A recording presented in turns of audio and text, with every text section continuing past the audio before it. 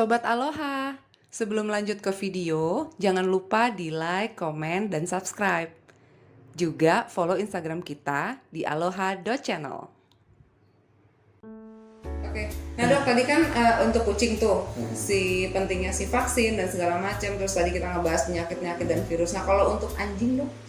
Anjing juga nggak kalah menyeramkan sih penyakitnya ya. Di anjing itu ada parvo, yang paling jahat itu parvo. Di kucing panle namanya. Panleukopenia namanya di kucing. Yang Itu Parvovirus, itu parvovirus sama-sama. Oh bukan, itu FIP. Oh itu bukan? FIP. FIP itu? Ya, Feline Infectious Peritonitis. Beda, itu corona tadi. Kalau ini parvovirus. Kalau di anjing parvo namanya. Gejalanya mirip sama yang di kucing. Muntah, diare, masuk, Keluar. nggak lama, hitungan menit lah, 1-2 menit itu udah muntah lagi. Bahkan sampai parahnya itu tuh kucing cuma nongkrong di atasnya tempat air aja, dia mau minum tapi nggak berani. Rasanya mau muntah itu kan nggak enak. Kenapa lagi lu? Pernah juga gitu? Soal kayak gitu. Oh ada sampai kejadian gitu. Pengennya dia di tempat dingin gitu kan. Di kamar mandi, diam aja di kamar mandi meskipun itu bekas itu meskipun itu basah, diam dia. Mereka suka ngadem biasanya kalau kucing sakit, itu suka ngadem. Anjing yang sakit pun gitu, suka cari tempat yang agak basah dan dingin. Biasa mereka gitu, sakit apapun itu. Biasanya suka gitu. Hanya spesifik tempat yang adem dan basah atau memang mencari tempat dingin seperti AC? Nah, adem dan basah. Oh, oke. Kamar mandi, karena di rumah misalnya ada spot yang ber-AC, tapi dia tetap masuk ke kamar mandi. Kamar mandi, betul. Gitu. Nah, parvo ini segitu menyeramkannya karena dia menyerang saluran cerna bagian atas dan saluran cerna bagian bawah. Exactly the same sama panleukopenia. Bikin muntah atas, lambungnya diserang. Bawah diare sudah sampai nggak bisa kontrol, sampai netes. Malah yang belakangan karena dia ini virus ini makanin, dihancurin tuh usus sedemikian rupa. Jadi ada fili-fili namanya di usus itu, kayak rambut-rambut itu yang fungsi untuk menyerap makanan. Iya. Ini dihabisin. Nanti udah tinggal yang keluar udah darah aja. Gitu. Kalau dia berhasil untuk bertahan sekian lama terus habis itu tinggal darah aja yang keluar. Gitu. Kasihan dan ya. baunya busuk. Ya. Kasihan. Maka ini yang paling jahat di antara semua, ini yang paling jahat, parvo dan panleukopenia. Ini jahat. Ini satu tipe. Tapi kalau di kucing kadang-kadang disebut sebagai distemper kucing. Betul, distemper. Padahal ini bukan distemper. Cuma di kucing kadang-kadang ada gejala seperti gejala saraf di kucing, makanya dia dikaitkan sama distemper. Padahal penyebabnya parvovirus. Gitu. Ya. Lalu di anjing ada distemper, namanya tadi kan? Kita sebut itu. Distemper itu nyerang 3 saluran. Saluran cerna mirip sama parvo tapi tidak sedahsyat parvo. Saluran nafas bikin flu, batuk, biasanya dikombinasikan pakai lengkap lagi. Lalu sama saraf. Nah kalau yang nyerang saraf ini, yang 2 ini bisa sembuh nih. Yang udah kena saraf biasanya kerusakan sarafnya itu susah sekali untuk sembuh. Saraf itu adalah organ yang paling lama proses recovery. Gitu. Mungkin jadi agak sering. Iya, misalnya dia pada saat dia serangan gitu sampai ada mereng kepalanya gini, kejang, terus habis itu saraf rusak di bagian sini misalnya, terus mereng kepala, dia bakal terus gitu. Susah untuk bisa balik. Ya, atau nanti sesekali dia seperti ayam gitu kejang-kejang. Bisa kayak gitu. Karena ada saraf yang rusak. Itu karena memang bisa 3 organ yang bisa. Lalu ada hepatitis ya, seperti hepatitis pada manusia juga. Lalu ada leptospirosis yang dari tikus juga bisa. Lalu ada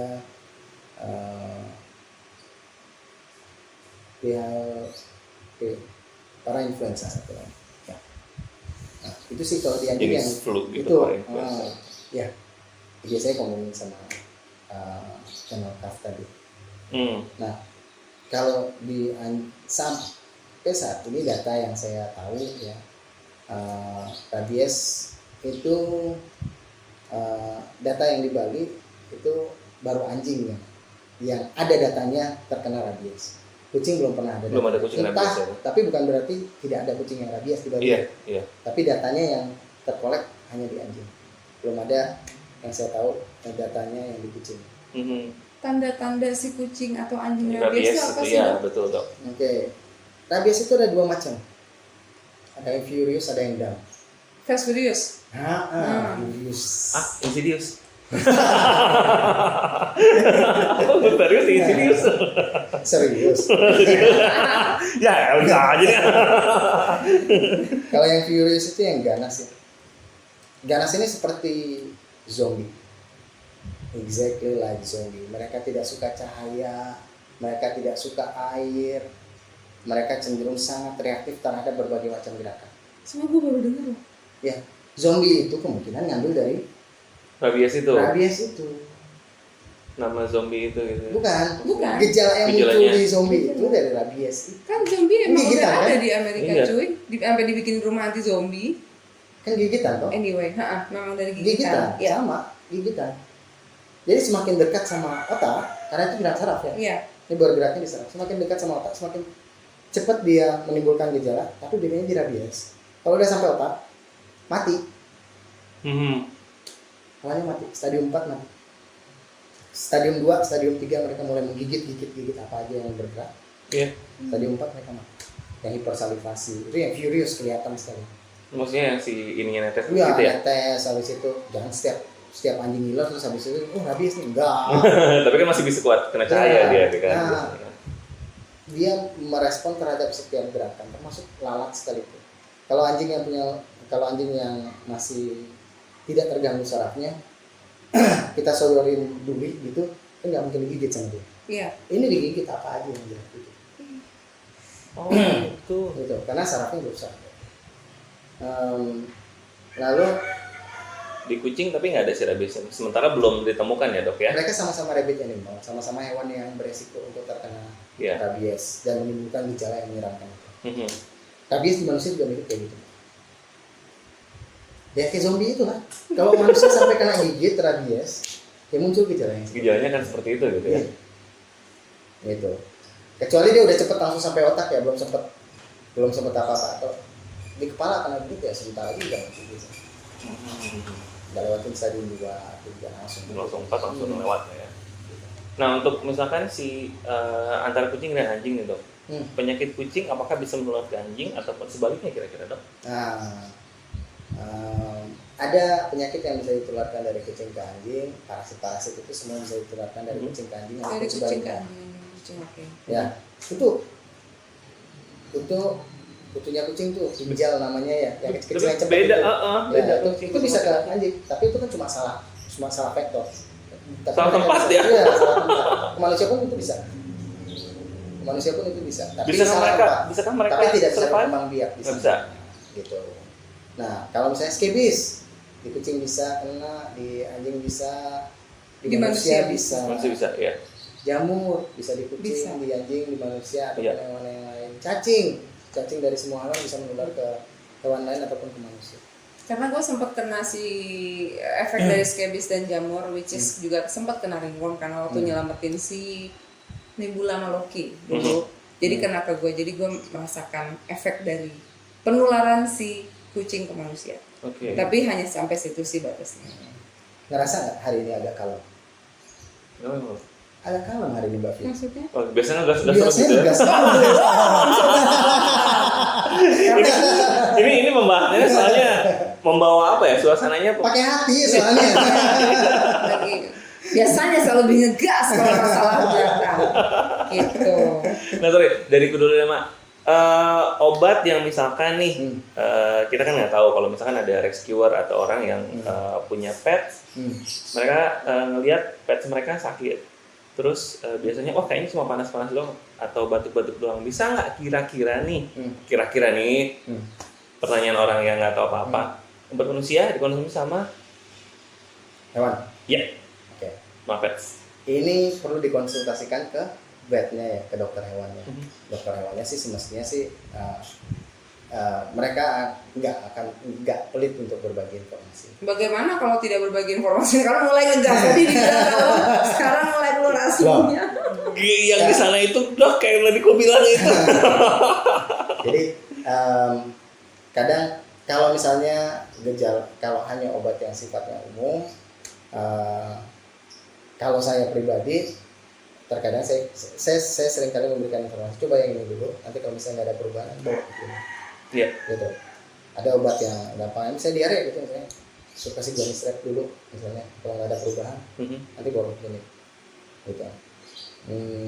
Kalau tapi dengan catatan kucingnya masih ataupun anjingnya masih baik-baik aja ya. Iya. Kalau udah parah, udah nggak bisa bangun, terus habis itu pasti itu penanganan pertama, udah bukan penanganan pertama, itu udah udah langsung dibawa, langsung dirawat itu urgensi mah. udah posisinya yang kayak gitu.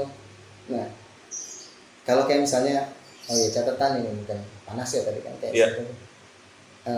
Jangan pernah kasih obat penurun panas manusia pada hewan karena itu toksik. Banyak yang nggak tahu. Seperti paracetamol, antibiotik gitu. Kalau antibiotik lain ya. Antibiotik Penurun panas kan, Iya. beda sama antibiotik. Beda. Kalau antibiotik kan ada dosisnya, hitungannya kan berat badan. Konsultasi sama dokternya, itu dikasih tahu pasti sama dokternya. Gitu. Kalau misalnya masih ringan-ringan ya, kalau cuma gejala-gejala awal misalnya, tapi kalau sudah urusannya adalah muntah, nggak mungkin toh bisa kasih obat minum di rumah. Bisa lah. Muntah namanya, kan pasti harus disuntik dulu biar muntahnya turun. Betul. Baru nanti bisa masuk obat oral. Betul. Nggak mungkin. Dok, penanganan pertama apa? Nggak bisa kalau muntah. Harus bawa ke klinik dulu untuk disuntik. Tapi kalau misalnya mau coba yang ringan yang misalnya, ya boleh dilantak pada manusia dikasih yang cair. Gitu. Itu misalnya. Oh gitu. Jadi nggak semua obat manusia bisa dikonsumsi ya dok ya untuk jadi, pets kita untuk terutama terlalu luas lingkupnya hewan. Bukan satu spesies, kalau manusia kan cuma satu spesies. Iya, betul. Kalau hewan, kucing, anjing, kuda, babi, sapi, dan seterusnya. Ya beda-beda akan punya kepekaan ataupun alergi terhadap terhadap obat tertentu. Itu berbeda-beda. Penanganannya pun beda-beda. Anatominya udah beda. Itu dia baru ngomong anatomi sama organnya aja berbeda banyak gitu loh. Jadi kalau aku pribadi sih dok, aku nggak rekomen sih. Ini dari saya pribadi sih sebenarnya kita tuh nggak tahu, hewan tuh nggak bisa ngomong, mereka nggak bisa ngasih tahu apa yang sakit dan segala macam. Kalau saran dari saya sendiri ada gejala yang tidak baik seperti itu mah langsung dibawa aja ke dokter hewan. Kasihkan langsung ke yang lebih mengerti gitu ya. Iya, instead of mesti nyobain dulu obat ini sama obat itu, tega ya gitu loh. Kita nggak tahu mereka ngerasain sakit apa gitu loh. Cuman dengan gampangnya ngasih obat atau uji coba gitu kan. Terus satu lagi, banyak yang mungkin berpersepsi kalau ke dokter hewan itu kan mahal. Nggak semua dokter hewan mahal, itu nomor satu. Kedua, masih banyak dokter hewan yang memang lebih mengutamakan kesembuhan si binatang terlebih dahulu instead of materi atau duitnya. Gitu. Betul sekali. Jadi jangan takut untuk berkonsultasi dengan dokter hewan. Mungkin untuk berkonsultasi aja kayaknya nggak ada charge yang gimana gitu dok ya. Kalau sama dokter Kamal nggak? Saya free of charge. Ini aja. Untuk beberapa mungkin ada yang macam-macam charging gitu kan. Tapi ya macam-macam. kalau cuma konsultasi doang dan agak sedikit, dok dana saya terbatas, bisa langsung berkonsultasi dengan dokter Kamal ya. Nah dokter mungkin ada tambahan dok untuk mengedukasi mengenai hal ini. Jadi gini, kita di dokter hewan ini melakukan, sebelum kita menyimpulkan ini penyakit apa, ada beberapa pengecekan yang kita lakukan ya. Yang pertama,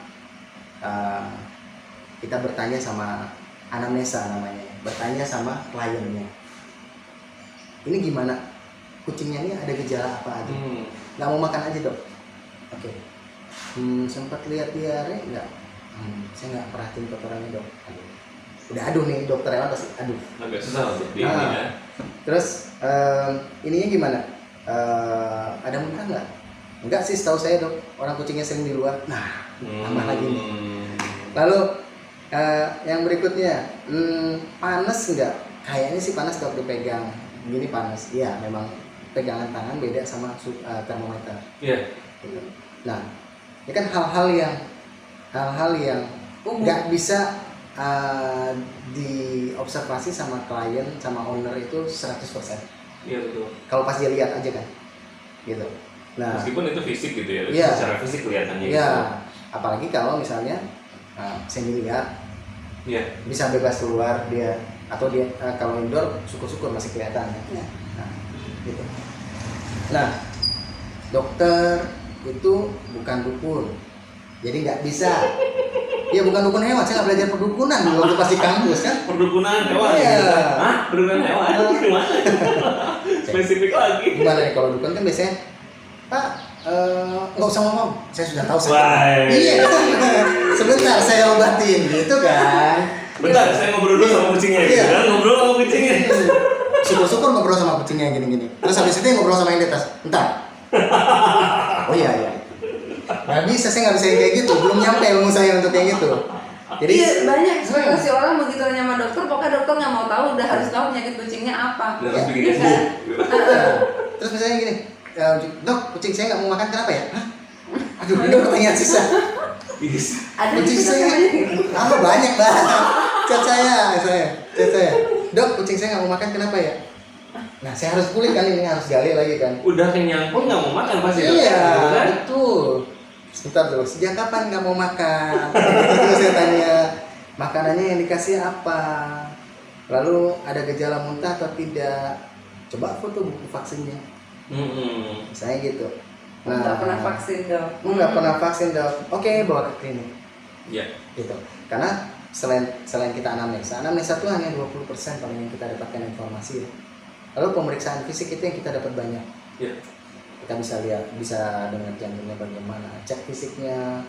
Kucing sehat misalnya kan tadi, kalau kucing sehat itu kayak gimana dia ciri-cirinya kucing sehat sebelum kita tahu kucing kita sakit atau enggak ya. Betul. Yang pertama, kalau kita lihat dari tingkahnya, aktivitasnya, kucing aktif, diajak main ngerespon biasanya. Even lagi tidur dia bangun. Iya. Nah, kalau kucing yang sakit pasti dia akan lebih banyak tidur, gitu ya. Nah, ada kucing yang sakit tapi dia belum lemes, ada, masih di tahap awal gitu. Lalu yang kedua, baru dari tingkahnya nih, aktivitasnya. Yang kedua yang kita perlu perhatikan adalah muntah. Muntah itu tidak normal pada kucing ataupun pada anjing ataupun pada hewan yang lain. Muntah dulu dong.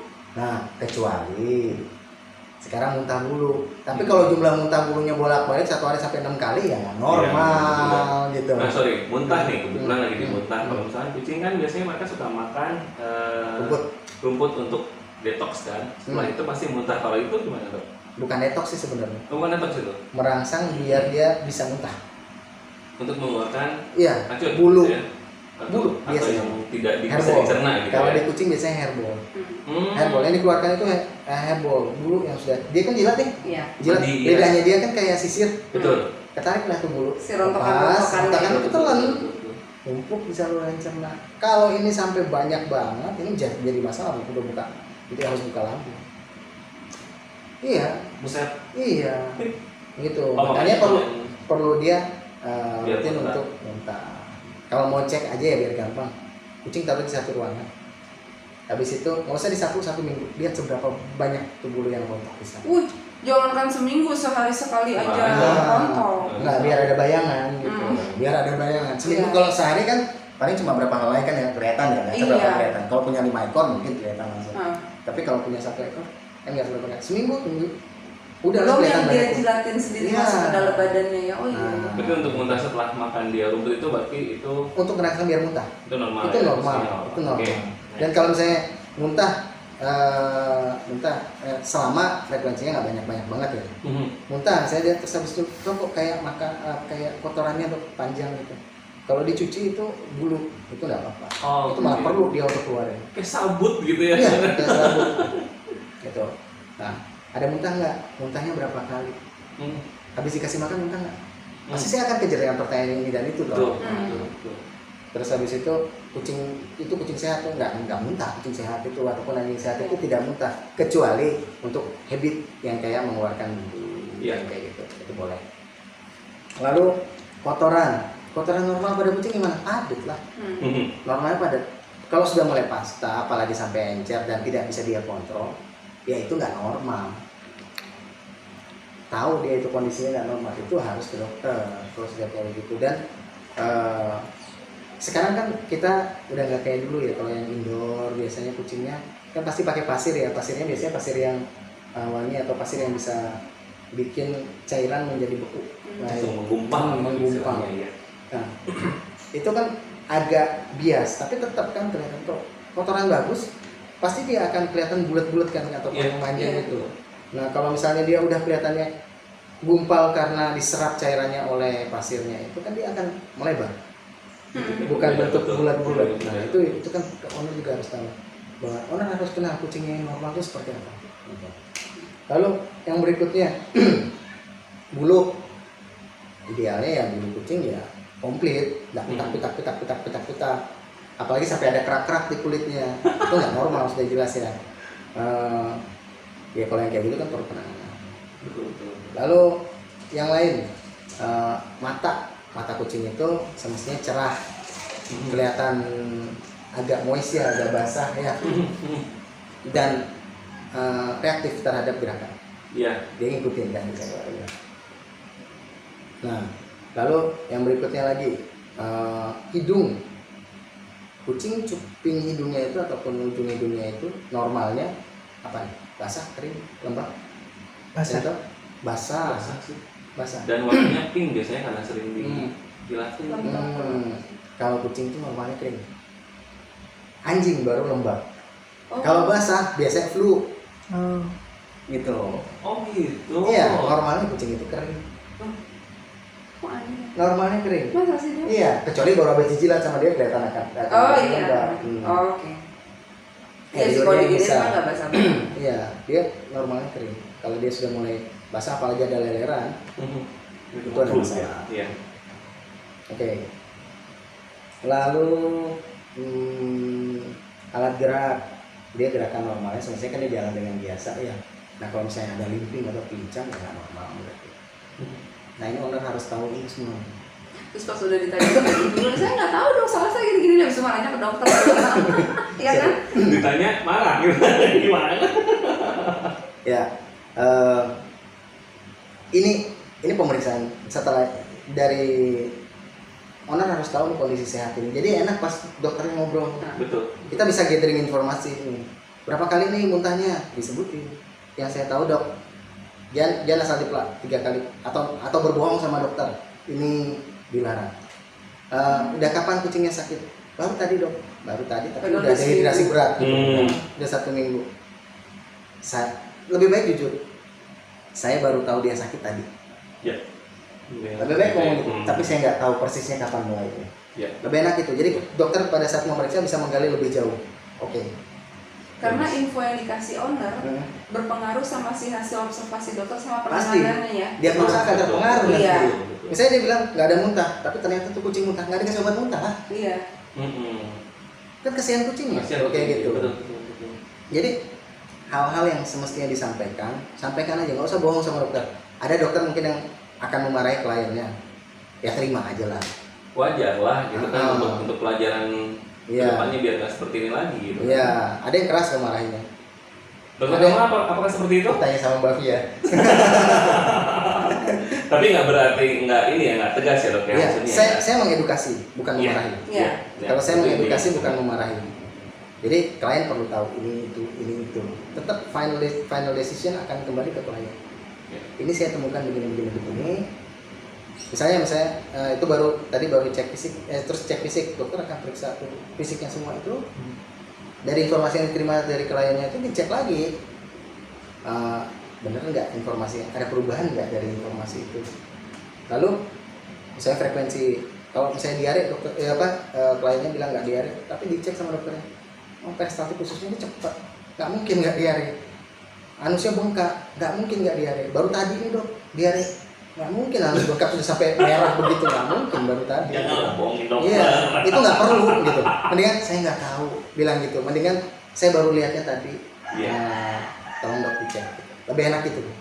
Ya kalau intinya mau kesembuhan buat kucingnya, yang jujur aja ngomong. Betul. Jadi bener diobatinnya gitu kan. Nggak sampai salah nih kita nih. Dan jangan bohongin dokter itu aja. Iya, sama aja kayak misalnya ketahuan juga lah. Iya. Cuma dalam hati dokternya, kalau dokter yang marah, bohong. Tapi yang jelas ya kan. Tapi ya kembali lagi sih, karena ngerugiin diri sendiri. Iya. Ngerugiin Dan kasihan juga sih petnya. Ngerugiin petnya. Gitu. Nah, balik ke yang tadi ya dok, Fisik, hasil fisik kan atau bilang kelihatan kalau misalnya kayak jawaban si owner, oh nggak tahu soalnya dia outdoor, oh nggak tahu soalnya kadang dia keluar dan bla segala macam. Kalau dokter sendiri pro atau kontra mengenai kucing indoor dan outdoor? Karena itu lumayan lagi banyak banget viral di TikTok sebenarnya, juga di Facebook, di Instagram. Gitu kan. Maksud orang ini dia nge-rescuer, padahal dia memberikan tempat dan fasilitas sama makanan asumsi yang jauh lebih baik untuk si kucing karena tadinya malah berbahaya di jalanan. Tapi masih banyak orang yang ngomong lepasin lah kucing itu kan harusnya di alam liar, harusnya gini-gini segala macam. Jadi masih banyak pro kontra. Yang ngomong pun dia nggak ada action apa-apa. Iya. Biasanya ya. Atau nggak punya peliharaan. Cuma asalnya belak aja. Iya gitu loh. Dia nggak tahu apa yang udah dilakukan sama si rescuer loh untuk itu. Nah, kalau dokter sendiri pro kucing indoor atau outdoor? Kalau aku indoor pasti. Kalau ada kelebihan ada kekurangan dua-duanya ya. Kalau kita punya tempat yang terbatas, apalagi itu kucing harus di kandang-kandangin kandang yang kecil-kecil dan numplok itu banyak isinya ya, kayak kita lihat ke pasar burung lah misalnya. Ya itu salah. Don't do indoor kalau sudah kayak gitu. Lepas. Kalau sudah harus, makanya saya bilang kenali dirimu sendiri dulu lah, ngaca lah dulu. Sanggup nggak? Gitu.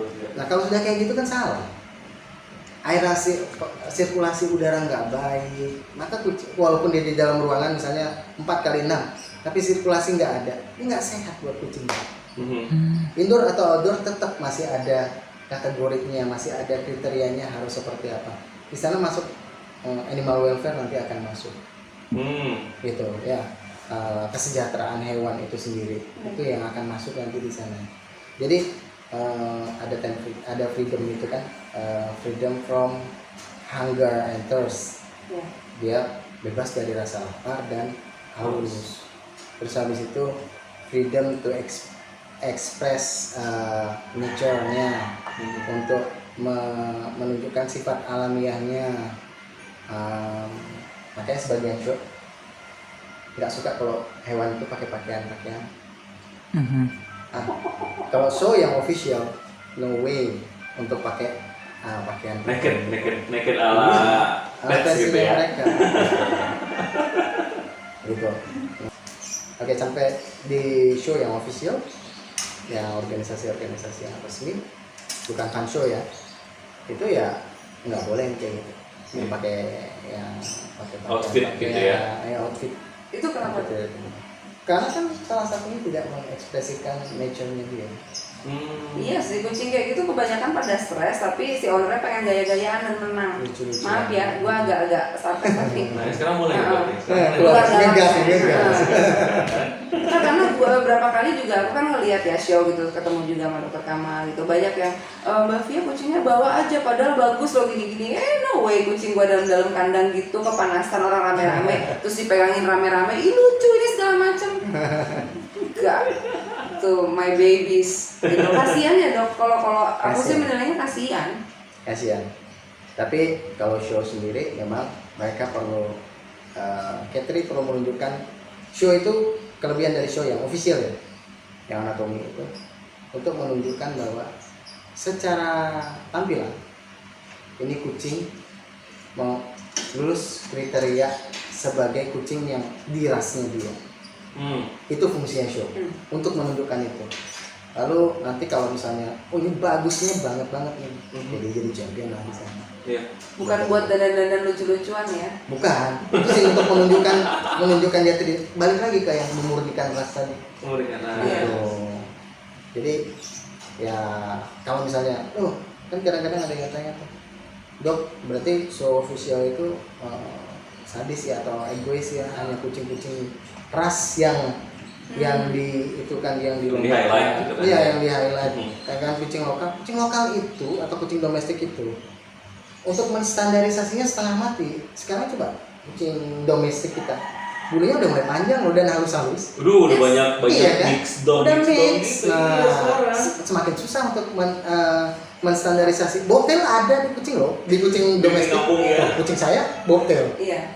Nah, habis itu kadang-kadang malah kelihatan yang spotted ada. Mereka terlalu banyak membawa gen, terlalu beragam gen. Tidak pure lagi ya. Untuk standarisasi susah.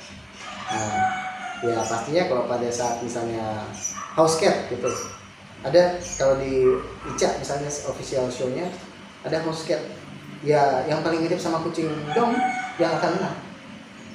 Bukan kucing yang mirip sama kucing ini mix sama Maine Coon, besar badannya bagus bulu. Enggak, itu nggak akan menang kalau di Ica. Nggak akan menang. Kalau untuk kategori dom ya berarti Iya, ya. house cat. House cat. sorry.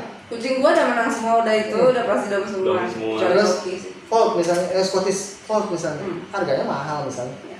Tapi nggak akan menang di situ. Nggak akan menang. Untuk house cat itu ya. Untuk house cat. Karena dia bukan kucing rumah kalau menurut itu pedigree. Iya. Tuh. I see. Jadi dia harus bertandingnya di pedigree. Nah, tapi kadang-kadang dok kucing saya mirip Maine Coon. Saya nggak tahu asal muasalnya, tapi yang jelas dia mirip sama Maine Coon. Mirip aja kali Mbak. Iya, mirip aja kali. Tapi kalau memang ngerasa memang yakin banget, coba aja diikutin show. Kalau di Ica namanya International Pet Show-nya dia itu all breed ya. Itu ada kelas yang dipromosikan lah ya. Kalau misalnya dia mirip Persia nih, dicoba aja di sana. Nanti kalau misalnya 2 judge menilai dia, dikasih tanda tangan sama 2 judge bahwa ini excellent sebagai Persia, nanti bisa diujikan, nanti bisa diajukan lagi untuk bisa mendapatkan pedigree. Tapi bukan namanya REX, di pedigree itu REX, dia bukan LO. Kalau LO itu yang official, yang resmi, yang memang asli dari kakek neneknya udah jelas gitu. Nah, kalau ini udah jelas gitu ya. Campuran lah ya. Nah, yang kalau yang ini REX namanya akan dikasih pedigree. Kayak gua lah Belanda Persia. Campuran. Okay. Belanda British Shorthair. Gitu kira-kira. Kalau yang di show tadi ya, karena memang harus mengekspresikan diri dia. Lalu kebebasan yang lain bebas dari rasa sakit. Jangan lupa ya, rasa sakit berarti kucingnya kalau sakit perlu diobati. Kalau ngerasa dirinya, kalau ownernya punya basic medis, mau ngobat-ngobati masih agak sedikit lebih masuk akal. Tapi ya, saya punya klien spesialis radiologi ada, manusia ya, spesialis bedah ada. Baru kemarin saya steril. Tetap ke dokter hewan. Saya nggak steril sendiri, saya, karena dia tahu bukan bidangnya dia. Bukan spesifikasinya dia. Iya, terus habis itu dia bertanya sama dokter, luar biasa ya. Gimana tuh dok? Gimana tuh dok? Saling manggil dokter. Iya. Gimana dok? Gimana tuh dok? Dokter bius sendiri, habis itu operasinya sendiri. Action sendiri sih. Ya dokter sendiri kan pakai asisten dulu. Nah, Iya. terus bukan itu ya. Biasanya kalau di manusia kan ada spesialis anestesi. Iya, buat ngebios yang Iya, ngasih oksigen iya, dia. iya. Kan ada itu. Ngejahit beda lagi. Iya, ngerjain sendiri. Untuk yang expertnya mungkin, Iya. wah men, Iya. kan. Habis itu udah yang lari orang lain. Iya, saya bilang ya itu perbedaannya di kita. Kalau di Bali kebetulan nggak terbatas ya untuk spesialis. Jadi kita Terus dipaksa sama kondisi untuk bisa semuanya. ngopi kalau Ya, dipaksa sama kondisi untuk bisa semuanya. Kalau sebetulnya kan kalau yang bedah perut buka itu kan ada di bedah. bukan dokter umum. Dokter umum nggak ada yang bedah perut. Iya. Ya kan? Iya. Paling jahit luka kayak gitu kan. Iya. Nah, tapi kalau kita lakuin itu semua, kita jadi ortoped juga yang kalau misalnya Iya, ada patah iya. ya. Patah Tapi kalau tulang saya juga. nggak sanggup, iya kalau saya nggak sanggup saya bilang saya tidak bisa. Saya rekomen ke yang lain yang lebih bisa. Gitu. Nah, saya bilang ini karena kondisi sih dok, dan biar menekan biaya dok. Coba kita kalau operasi sekali bisa misalnya steril betina 450.000. Nggak mungkin dok. Nah, bayar untuk dokter anestesinya aja udah berapa? Belum bayar dokternya, belum obatkan punya gitu. Benar sih, masuk akal sih. Gitu. Jadi karena apa? Karena keadaan Iya. dan keterdesakan. Iya. Nah, awalnya saya kasih gambaran gini. Itu loh dokter spesialis loh, spesialis bedah. Beliau membawa kucingnya ke dokter hewan, saya, untuk dibedah dan mempercayakan kepada saya. Terus habis itu dia cerita, habis itu pada diskusi sama saya, gini. Oh beda dok ya? Dia loh yang belajar bedah sekian lama. Oh beda dok ya? Iya.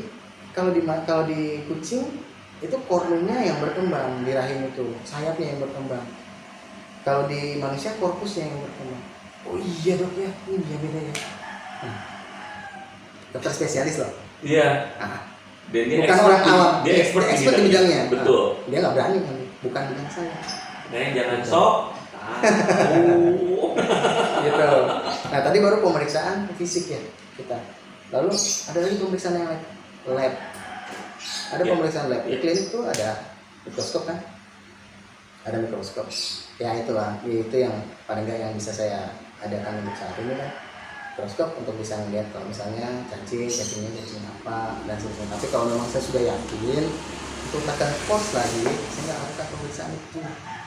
Jarang saya lakukan pemeriksaan itu. Nah, misalnya rapid ada di lemari pendingin saya. Ada rapid test kucing. Ada rapid test, ada pandemikannya, ada metadata sekali sih. Ada rapidnya. Sorry kalau gitu sekalian, kucing punya golongan darah nggak sih?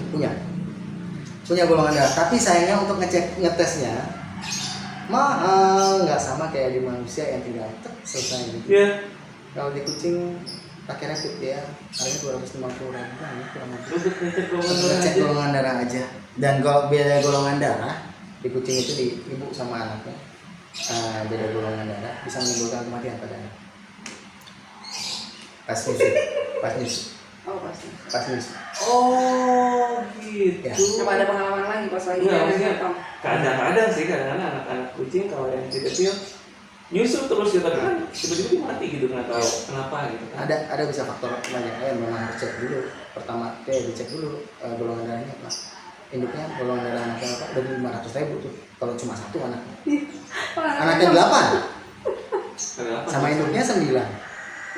2750. Oke. Dahsyat kan? Itu kalau kita ngomong tes ya. Iya. Tes lab.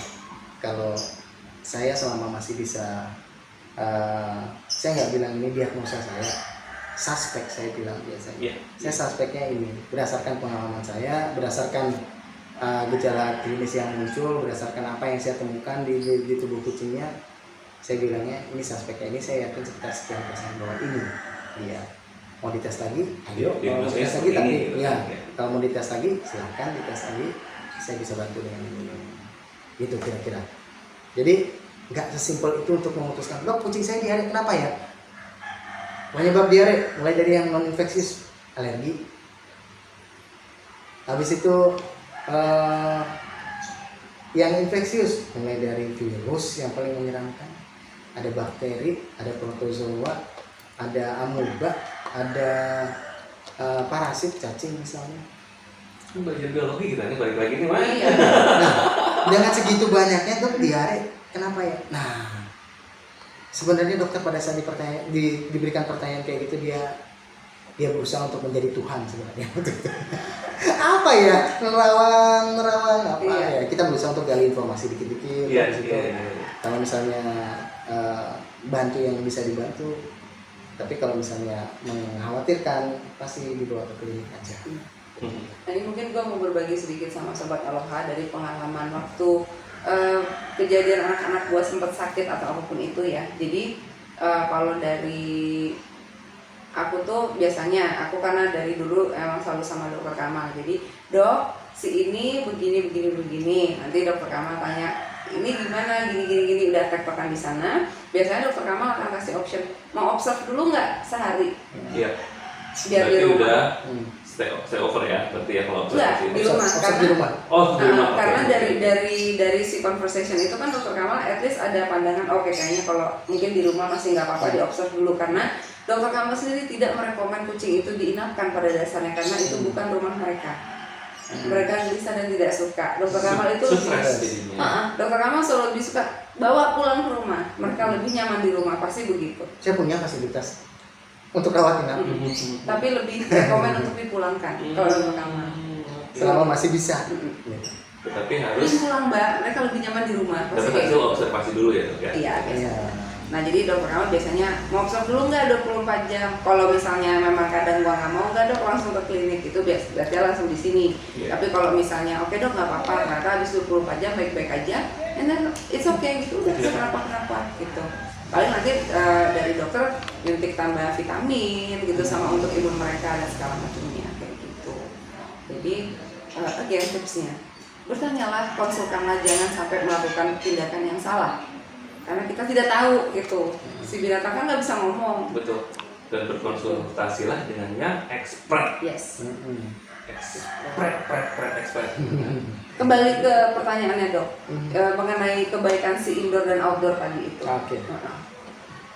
Kalau kembali lagi nih, kalau indoor dia dapat ruang gerak yang cukup, sirkulasi udara yang bagus. Kalau misalnya tertutup semua, ya pasanglah exhaust agar ada sirkulasi. Buka jendela paling nggak 1-2 kali sehari. Jadi ada sirkulasi. Kalau bagusnya lagi malah kalau misalnya dibikin jeruji, yang penting hewannya nggak bisa keluar masuk. Tapi dia sirkulasi udara masih bisa masuk. Itu penting. Lalu dia bisa menunjukkan ini alaminya dia, tingkah alaminya dia. Itu penting. Cukup ruang gerak bisa. Kucing kan kalau kita lihat di luar, jarang kan jalan di bawah. Iya. Kan naik dia. Siapkan itu. Siapkan tempat main. Dia perlu untuk mengasah kuku, kasih pengasahan kuku, bukan kikir ya. Kasih pengasahan gitu nih. Asah gitu. Dia kan suka yang tekstur yang agak kasar. Biasanya kan mereka menggaruk kuku kalau di alamnya itu di kulit pohon. Kulit pohon, betul. Nah, yang kita bisa modifikasi kan udah banyak tuh di pasokan ini pakai Rambut. bone itu ya, pakai bone Bone. kayak gitu. Itu bisa, ataupun kalau yang di Korea itu dia pakai kardus yang dibalik itu bagian dalamnya tuh. Kardus cakar-cakarnya tuh. Jadi luas-luasnya itu. Oke. Iya, tapi cepat acak-acakan lah kalau. Iya, berantakan cepet kalau kardus itu. Gitu. Jadi make sure mereka tetap bisa mengekspresikan dan mengalami kehidupan aslinya ya. Betul. Gitu. Sifat alamiahnya. Iya. Ya. Jadi si indoor difasilitasi dengan kelengkapan itu semua gitu yang pasti dia nyaman, karena kalau nggak ada digituin kali stres juga kucingnya kali itu. Iya betul. Kalau misalnya kucing di kandangin segini ukurannya. Aduh. Cuma bisa dia muter gitu aja, ya salah. Indoor yang salah. Atau ditumpuk-tumpuk nih kandangnya. Tumpuk-tumpuk. Kandangnya kandangnya single itu ditumpuk-tumpuk. Nah, ya itu juga kasihan untuk kucingnya kalau kayak gitu, kalau dia di dalam aja. Tapi kalau dia dikasih kandang yang cukup untuk dia bisa bergerak, bisa yang gini. Dan kalau di catering itu dikasih tempat playground. Yes. Mereka bisa main tetap. Yes. That's fine buat saya. Gitu ya. Mereka harus dapat cukup gerak, cukup bisa bermain. Dan outdoor pun? Outdoor buat saya tidak masalah, asal ownernya tahu bahwa mengoutdoorkan kucing itu artinya udah siap kucingnya terkena berbagai macam penyakit. Betul. Atau resiko ketabrak. Resiko tertabrak. Resiko kucingnya. Iya. Jadi harus tahu semua resiko itu. Dan kalau sudah tahu di sekitaran sana banyak orang yang nggak suka kucing, ya jangan dilepasin kucing. Kasihan nanti kucing itu jadi tidak bernyawa. Jadi bulan-bulanan. Betul. Orang yang tidak bertanggung jawab. Nah, outdoor buat saya sih tetap asal ownernya tahu. Ya kalau di outdoor berarti dia beresiko terkena kutu lah, kalau enggak ya. Iya. Iya pasti pakai spot on itu harus rutin dong. Iya. Jangan ujuk-ujuk ngelepasin aja tuh kucing, terus habis itu nggak pakai spot on atau obat kutu yang ditaruh di tengkuk itu durasinya cukup panjang. Itu bisa 1 bulan paling enggak. Ada yang bisa bertahan sampai 3 bulan. Nah, jadi kutu nggak masuk ke dia. Parasit yang lain juga resikonya lebih sedikit gitu. Vaksin otomatis wajib. Dia kontak sama kucing yang meninggal bisa di atas. Kucing kan kalau mau mati suka ngumpet. Iya, betul. Nggak nunjukin sama ownernya. Betul. Nah, itu emang kucing kita yakin kalau kucing kita nggak bakal ketemu sama dia? Belum tentu. Nah, orang di indoor aja masih ada resiko dia terkena virus dari luar, apalagi yang outdoor yang kontak, yang cium-ciuman kucingnya gitu. Jadi pada saat dia outdoor, dari sisi kebutuhan dia untuk mengekspresikan diri terpenuhi. Tanpa harus berusaha, tanpa ownernya harus kasih panjat-panjatan, kasih garuk-garukan, nggak usah fasilitas. Udah cukup semua. Mereka udah bisa mengeksplor dari masing-masing. Tapi yang nggak ada adalah proteksi. Iya. itu lebih rentan, fragile, mereka lebih fragile pada saat di luar gitu ya. Dan kemampuan owner untuk bisa mengawasi juga jauh di bawah. Jauh sih.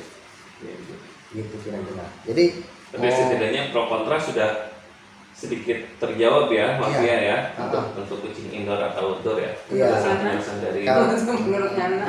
berdasarkan penjelasan dari dokter Mama. Iya. Kan? Kalau misalnya dia indoor sekalipun kan kalau dikasih fasilitas yang cukup no problem sih. Indoor dan malah lebih terjaga kesehatannya secara umum. Betul. Nah, tadi Ikrar kan mau nanya mengenai orang kebiasaan memotong kuku kucing itu karena apa? Yang katanya kalau misalkan Ikra baca-baca gitu dok, si kucing itu kukunya tuh ada dagingnya ya, ada syaraf-syaraf tertentu. Nah ada beberapa orang yang suka buat nggak motong kucingnya karena nggak motong kuku kucingnya karena kucingnya takut sakit. Ada juga yang motong kucingnya karena enak aja. Itu gimana menurut? Kukunya, motong kuku kucingnya iya. Itu gimana menurut dokter? Exactly the same sama kita. Iya. Di bagian bawah ini ada pembuluh darah. Aha. Ada saraf di sana. Di kucing lebih gampang daripada anjing. Batasnya kelihatan jelas.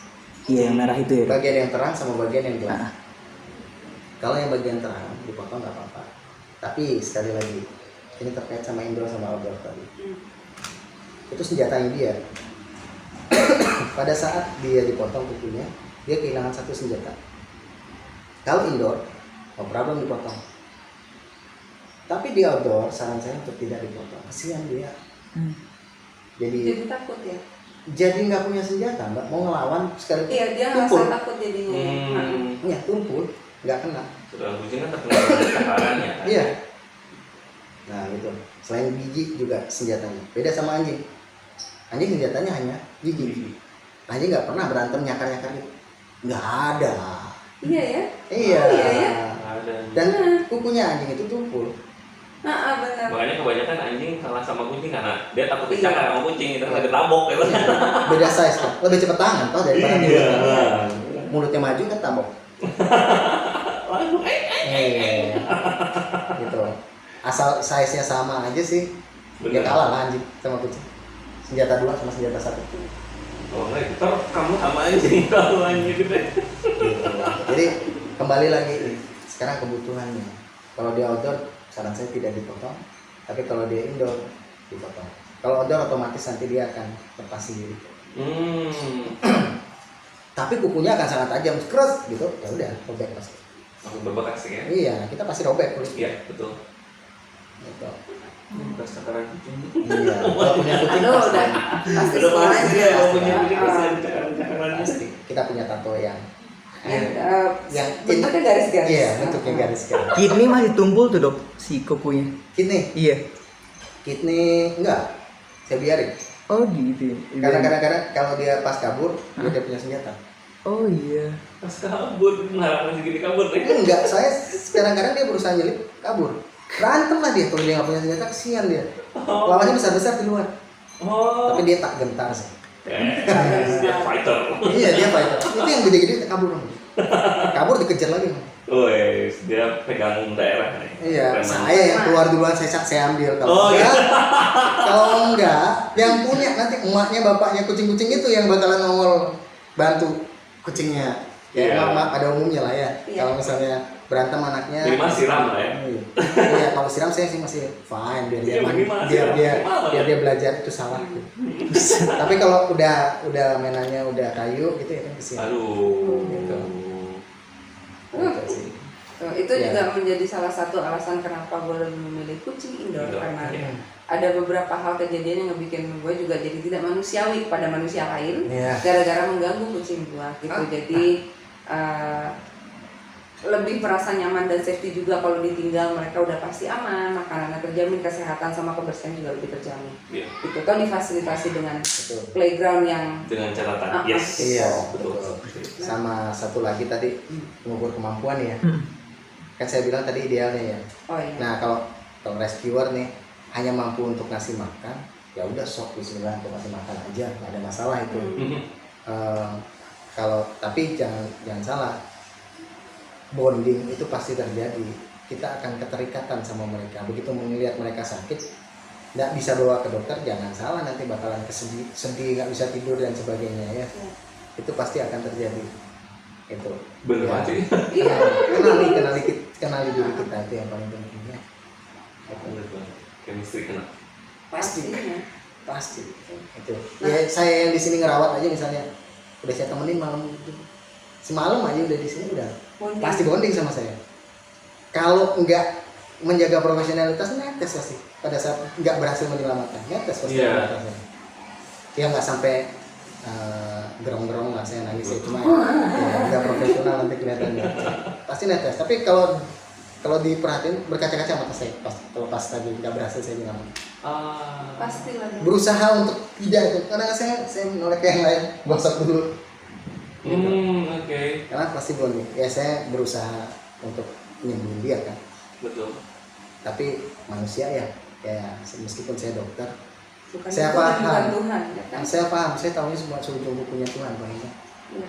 Yang saya nggak tahu, Bisa berusaha. iya, saya berusaha ya Bismillah. Semoga lewat saya bisa sembuh. Itu sih. Kira. Aku Oke. punya 2 pertanyaan terakhir buat dokter. Oke. Last two. Jenis kucing terfavorit kalau dokter kamu? Jenis kucing terfavorit. Agak susah ini ya. Kucingnya sendiri Jenis namanya? kucing terfavorit karena semua kucing pasti punya keistimewaan sendiri. Tapi saya suka kucing yang manja, yang pintar. Jenisnya. Ya, jenisnya kalau saya Abyssinian yang saya suka. Apa itu? Abyssinian. Kebetulan dokter Kamal memang punya 2 ekor Abyssinian, ini sobat alokasi, Jini sama Sugi. Iya. Tapi lagi dikawinkan keluar kota karena mereka berdua sudah akad tapi tidak hamil-hamil. Jadi Iya. harus dicarikan pasangan masing-masing di luar. Dan Mungkin nggak kemarin cocok mungkin. WO-nya siapa? Wedding Wedding organizer. organizer-nya Kemarin wedding organizernya Etnika kayaknya. Ini enterprise gitu. Jadi kucing favorit dokter ini ya. Abyssinian. Karena kan pasti berbeda-beda ya. Dokter kebetulan punya Abyss, favorit Abyss gitu kan. Aku punya kucing lokal semua yang memang kucinta sekali, tapi kalau ditanya favorit aku suka Sphinx kan gitu. Nah, kalau Denny Aku suka Bengal. Bengal. Tapi punya juga dom semua kan dom gitu. semua ada Tapi kucing sukanya kucing. Bengal. Iya, suka Bengal. Gitu. Nah, terus sama ini dok, ini paling banyak juga di Google nih ditemuin. Bener nggak sih karakter kucing itu tergantung sama dari warna bulunya? Yang katanya dibilang kucing oranye itu paling ini. Barbar. Barbar. Kucing belang 3 itu begini, kucing putih begini, kucing hitam begini. Itu benar nggak sih dok? Itu nggak ada risetnya ya. Nggak ada risetnya tapi dari mana orang bisa sampai bikin kayak begitu? Berdasarkan pengalaman. si Oyen ya paling keren ya kayaknya ya. Oh iya, Oyen, yang abang jago itu iya. ya. Oh iya. Nggak ada yang ngalahin itu, nggak ada lawan. Kucing brutal. Karena mereka yang terekspos melakukan hal itu kayaknya. Semua kebrutalan tuh yang terekspos pas yang Oyen lagi. Yang Oyen lagi. Dan Padahal kalau misalnya yang Oyen itu yang liar gitu kan ya. Kucing Oyen selalu jadi ini kena batunya. Iya. Jadi kalau saya jawabnya agak susah nih. Kalau saya harus Berdasarkan research dan base-nya biar bisa dipertanggungjawabkan saya ngomong. Nah, tapi kalau Riset-riset memang itu. berdasarkan si ilmu biologi gitu atau genesis hewan, benar nggak sih si warna itu memang ada hubungannya dengan karakter si kucing? Belum ada yang ngebahas sampai sejauh itu. Belum ada ya? Belum ada yang ngebahas sampai sejauh itu. Jadi berdasarkan pengalaman dari klien-klien, memang umumnya bilang bahwa yang punya orange dia punya sekian banyak kucing, tapi yang orange itu istimewa. Oke. Sama kayak orang punya mitos kucing hitam. Itu kan. Kok punya kucing hitam sih kok ini? Aku punya 2 hitam tapi 2 itu yang luar biasa gitu loh. dan dua-duanya bertolak belakang. Dari apa yang dimitoskan orang. Gitu sih. Iya, karena balik ke mitos yang dulu lagi, kalau kucing hitam itu kan identik sama witch ya. Iya. Biasanya harus yang hitam-hitam tuh sama witch. Horor-hororan. Gitu. Ya kembali lagi, suka nonton horor nggak? Kalau nggak suka nonton horor nggak makan lah yang kayak gitu. Aku suka banget. Tapi nggak makan. Buktiin sendiri semuanya. Realnya seperti itu realitinya ya kan. Ya sampai saat ini belum ada risetnya dan itu kembali ke pengalaman ownernya masing-masing. Mereka yang akan tahu bahwa benar atau enggaknya. Tapi kalau saya lihat sih kurang lebih mirip mereka. Memang ada yang agak sih. Agak. Nah, tapi itu balik ke karakter pribadi sih kalau yang saya lihat ya. dari anakan misalnya 4 nih, satu indukan ya anakan 4, warnanya sama putih semua. Ada yang lebih aktif, Pasti. ada yang pecicilan, Ada yang ngeyel satu iya, ya. ada yang lebih slow. Iya. Nah. betul. Itu warna yang sama kalau misalnya putih Iya. ya. Kalau misalnya bapaknya putih, ibunya putih, pasti anaknya putih. Hmm. Gak mungkin ada warna yang lain. Karena putih itu menutupi warna. Mhm. Baik kayak yang Itu tadi ya. dominan Banyak gitu warna. ya, gen dominan. Iya, dia menutupi warna. Even ada gen dominan yang lain, dia akan ditutupi oleh putih. Selesai. Oke. Makanya kalau di Ica, putih nggak boleh kawin sama putih. Oh. Iya, selesai gennya dia akan membawa putih aja gitu. Jadi snowy jadi semuanya nanti. Iya, nanti akan putih, semua kucing bahaya kalau semua kucing putih. Kalau kucing-kucing yang liar ada warna putih, itu sudah heterozigot, bukan homozigot. Jadi udah kombinasi. Dia bawa, karena putih itu menutupi, dia bawa gen warna yang lain. Nanti pada saat tertentu nih gen warna ini ketemu sama gen warna lain, muncul warna yang lain. Kalau si kucing saya putih kok warna kawin sama ini kok keluar warnanya? Ya bisa. Itu karena dia membawa warna kucing yang lain. Nah, fungsinya dipedigree-kan ataupun ada sertifikatnya ataupun ada silsilahnya itu untuk bisa ngelihat, bisa ngelacak ini benar anaknya ini atau bukan. Itu bisa kita tebak. Ada chance untuk yang ini atau enggak. Gitu. Misalnya bapaknya putih, ibunya putih, tiba-tiba keluar anak warna dari atas misalnya nih putih-putih semua nih, tiba-tiba terus keluar warna abu-abu gitu ya. Gitu.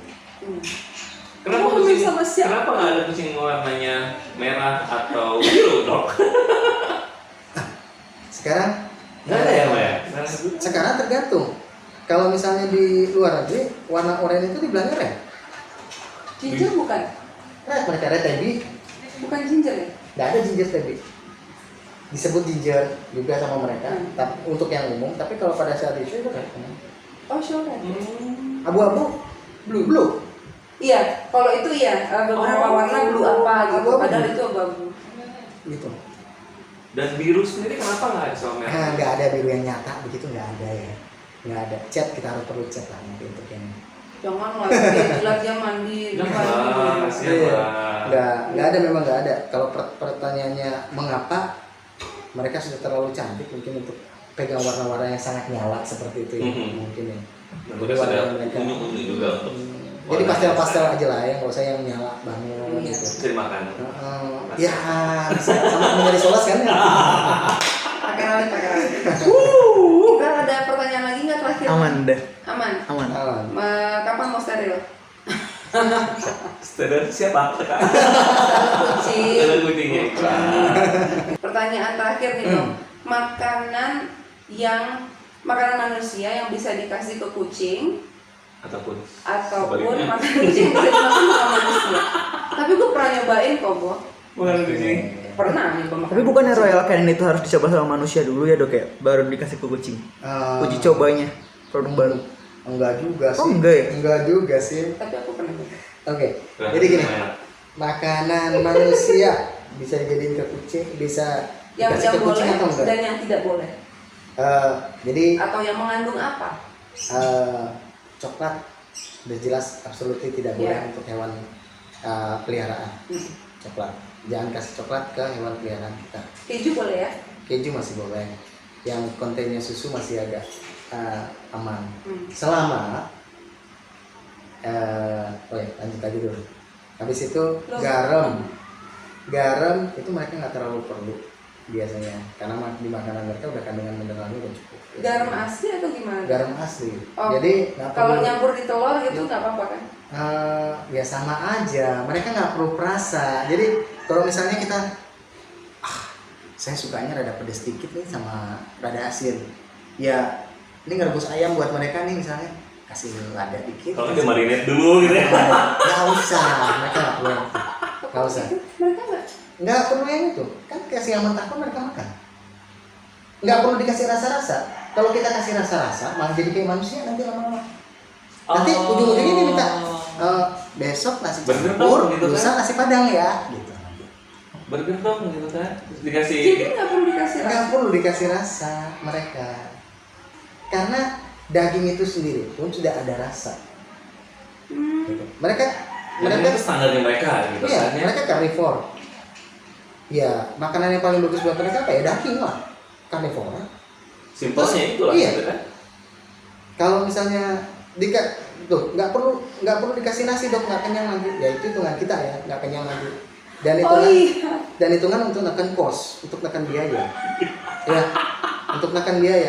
Disuwir-suwir dok ayamnya. Iya. Campurin nasi. Nah, jangan salah, perusahaan ataupun pabrik-pabrik makanan kucing memikirkan itu dengan baik. Kalau pakai modal daging aja, berat buat mereka. Ada namanya filler, pengisi. Fillernya itu bisa yang paling murah jagung, which is nggak terlalu bagus buat kucing. Lalu ada yang fillernya gandum, ada yang fillernya beras, ada yang fillernya beras merah. Beda lah kategori beras sama beras merah. Iya. Beras merah bagus lah. Ada yang fillernya non grain atau grain free. Buset deh. Dia pakai tela, pakai ubi, pakai kentang. Karbonya sumbernya dari sana. Gitu. Nah, apakah mereka perlu karbohidrat? Ya mereka perlu dalam jumlah sedikit. Tapi kalau kita lihat dari di wild, mereka nggak pakai. Mereka nggak ada kan? Nggak pernah nggak ngelihat harimau gitu tiba-tiba ke kebun Singkong gitu, terus habis itu makanin singkong. Nggak ada ceritanya. Atau ke itu mampir ke tempat tetangga yang dekat-dekat sana, Bu minta nasi. Nggak ada. Basically they are carnivore, so they need meat. That's it.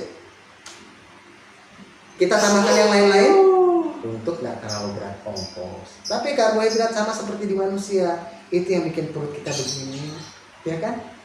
Dan kucing kalau begini lucu. Iya, lucu.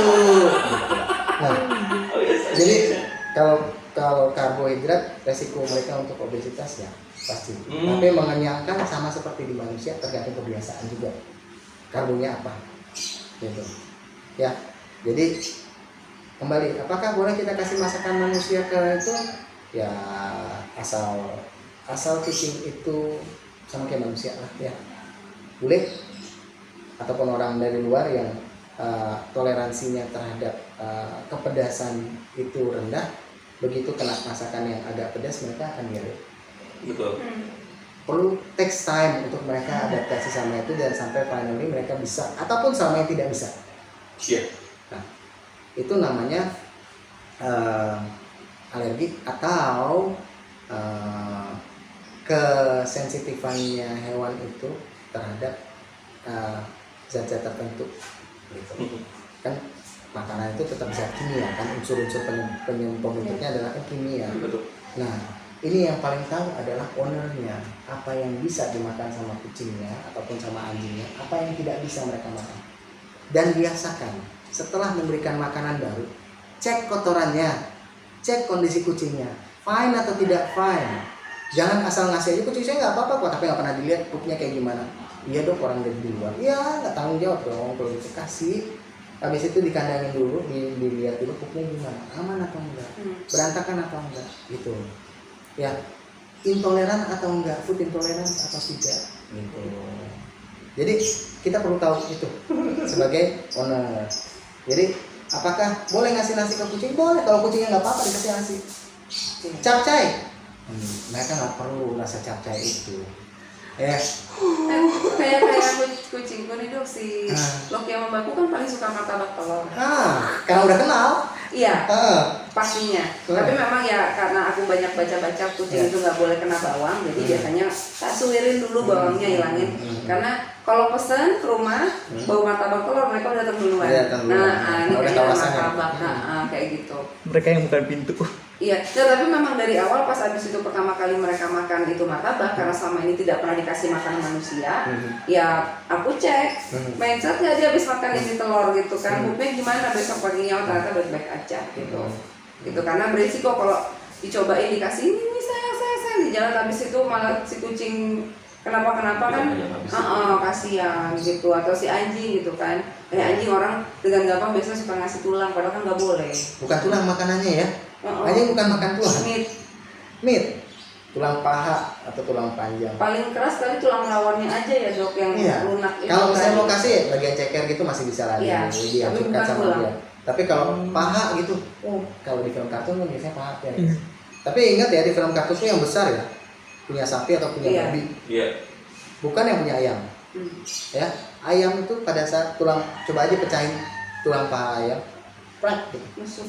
Itu tajam loh pecahannya. Tajam. Tusuk di sini selesai kucingnya, selesai anjingnya. Harus operasi nanti untuk nyari itu. Syukur-syukur dia bisa bukain itu. Banyak kan orang selalu ngasih tulang, padahal tulang itu tidak Salah, boleh. itu konsep yang salah bahwa tulang adalah makanan anjing, salah, bukan. Ataupun kucing misalnya dikasih tulangnya ikan, bukan itu makanannya. Dia mau makan itu karena masih ada bau-baunya gitu. Gitu, masih ada bau-baunya. Coba sekali-sekali lihat di Discovery Channel. Mereka itu makan utuh atau mereka buang yang nggak mereka perlukan. Tulangnya dibuang, sama aja mereka kan nyari daging. Bukan scavenger ya, actually mereka ya, bukan pemakan bangkai. Ya, apalagi kucing ya.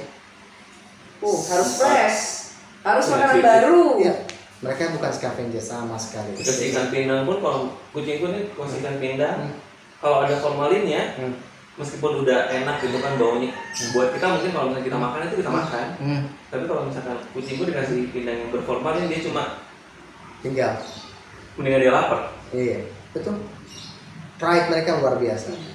Terus habis itu sama satu lagi ya, saya tidak menyarankan pindang, kecuali bikin sendiri. Pindang itu adalah, pemindangan itu adalah proses pengawetan. Proses pengawetan menggunakan garam.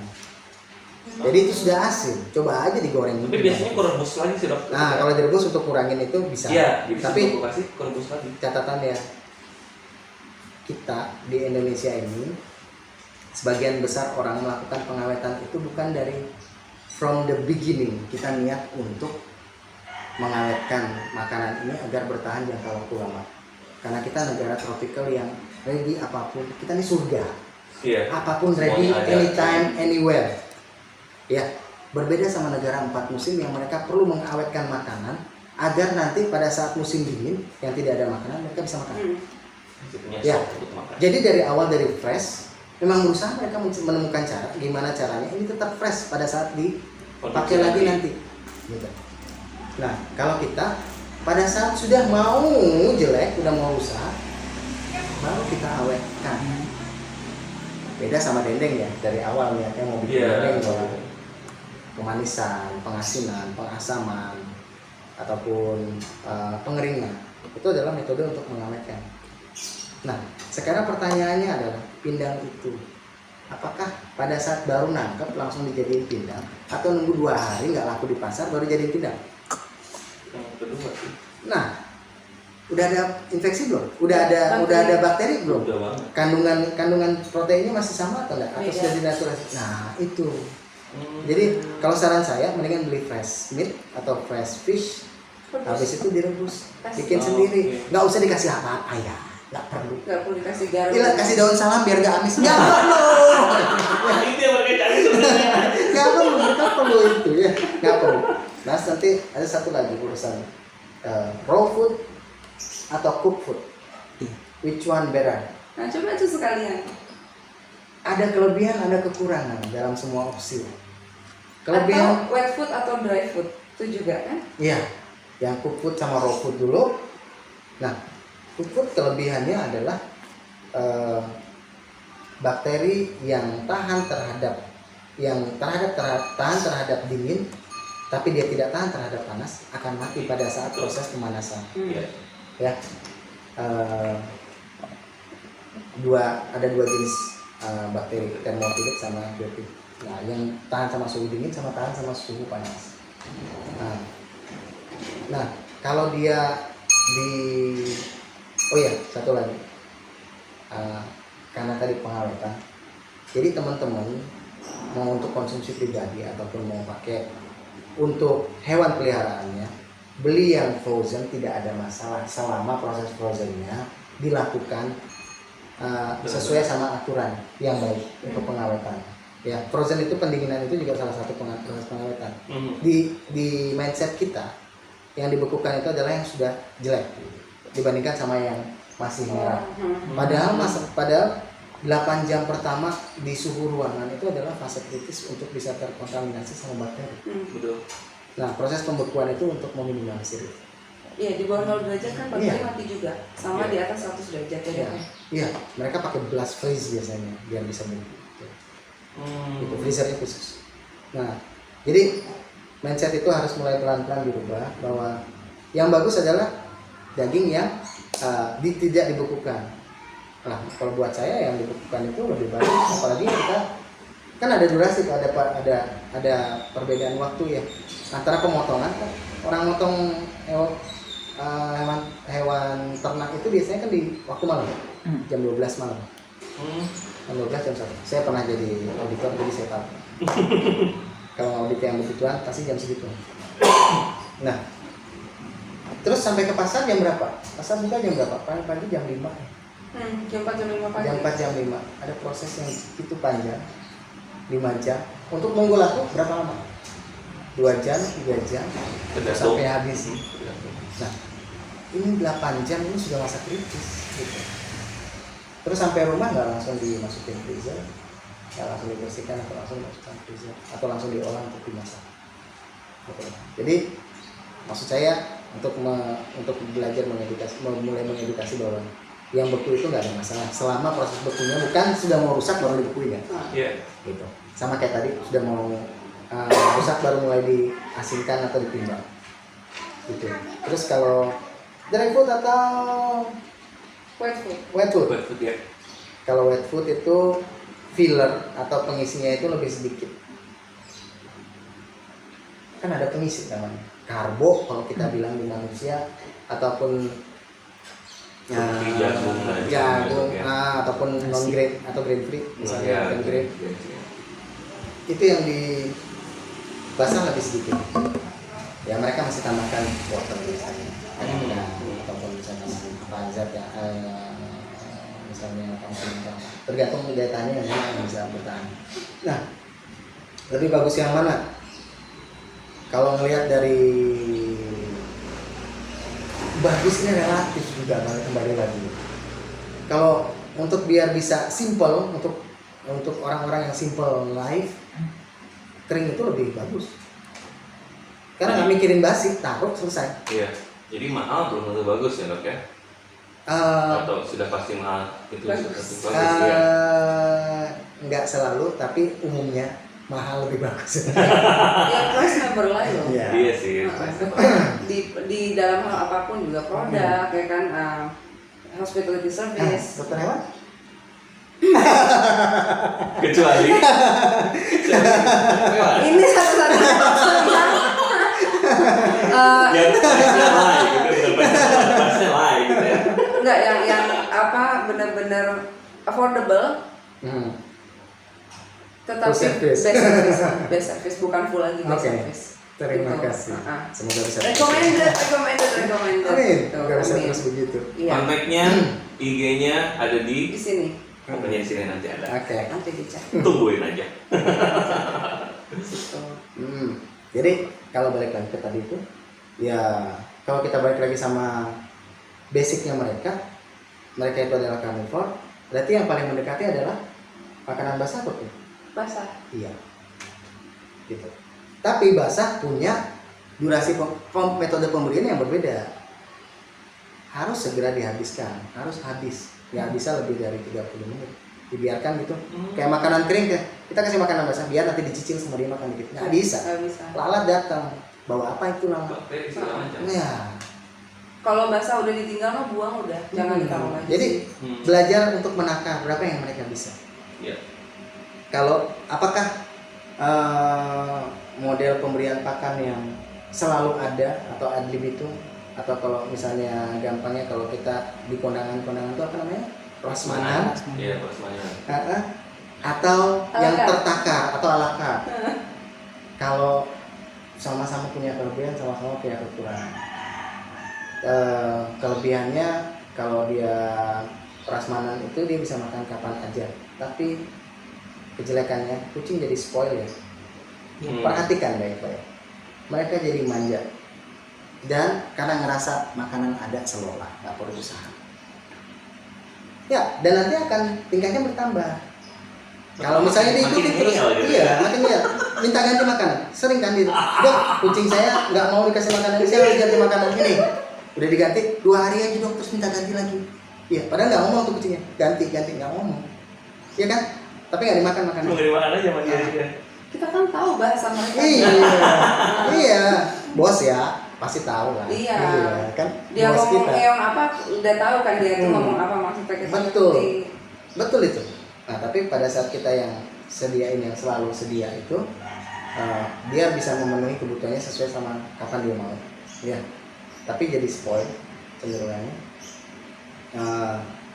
Effort dari ownernya juga akan lebih besar.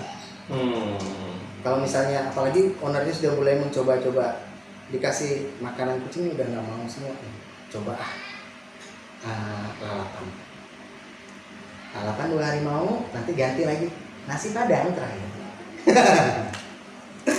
Ya. Nasi padang nggak stick dia, stick dong pakai mushroom sauce gitu kan, mampus kan lo.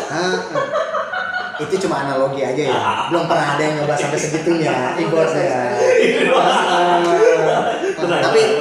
Tapi keburukannya kita nggak bisa lihat apakah kucing kita makan atau tidak. Iya. Apalagi kalau kita multi house cat ya. Apa tuh? Multi cat house ya. Apa multi cat house? Punya banyak kucing dalam satu rumah. Nggak bisa lihat kita siapa yang makan banyak, siapa yang makan sedikit. Nggak tahu kita. Tahu sih dia. Tahu sih dia. Kalau ad libitum, kalau yang cuma dibiarin ada aja,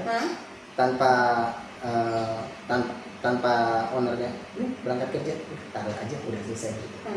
Nggak tahu siapa yang makan siapa yang nggak makan sampai kucingnya akhirnya kelihatan lemas yang mau gerak. Oke. Ini kan karena mostly di rumah jadi tahu persis siapa. Nah kalau misalnya kita ngerasa kita kurang teliti, saran saya pakai waktu makan. Ya. Ada waktu makannya kayak iya, saya pagi. Ini tergantung owner lagi. Ownernya suka ngasih 4 kali ya 4 kali monggo. 3 kali ya 3 kali monggo. Kucing perutnya akan menyesuaikan nanti. Tapi pastikan porsinya juga. Yang benar kucing dikasih makanan itu habis. Kalau disisain itu udah mulai nggak benar. Kalau mau pakai jadwalnya. Ya. Karena itu akan jadi spoil dia. Nanti awalnya disisain sedikit, nanti akan lebih banyak disisain. Nanti nggak dimakan sama sekali sama dia atau dia dimakan sedikit aja biar yang penting nggak kelihatan sama ownernya dimakan biar diganti makanan yang baru. That's the fact. Seperti itu ya. Oh iya, they know us, they control us. Awas kucingnya di rumah ya. Itu cara mencegah nggak spoil gitu gimana dok? Ya dijadwal. Dijadwal makanan. Dan tega. Oh tegaan. Iya. Prinsipnya mereka lapar mereka pasti akan makan. Betul sih. Benar sih. Tapi yang perlu digarisbawahi sama pemilik adalah atau owner adalah kalau sudah terlalu dekat dan sudah terlalu manja, gengsi mereka itu lebih tinggi daripada rasa lapar mereka. Sampai finally mereka sudah benar-benar lapar nggak bisa nahan lagi baru dimakan. Mereka bisa bertahan tidak makan sampai 3 hari rekor yang pernah saya temui di klien. 3 hari di anjing ataupun di kucing. 3 hari. Hanya dicicip-cicip sedikit. Tapi ingat biasa jangan dibiarkan kalau memang mau strict sama jadwal dan bisa kontrol, ini kucing makan, ini kucing nggak makan. Kasih tempo 30 menit dan dimakan. Mereka akan tahu tuh waktu makannya mereka nanti. Kalau telat, kayak anak di asrama ya, yang makannya bebas cepat-cepat dia dapat gitu. Telat makan ya sudah selesai nggak dapat makan. Itu yang akan terjadi kalau yang di cat house. Selesai gitu.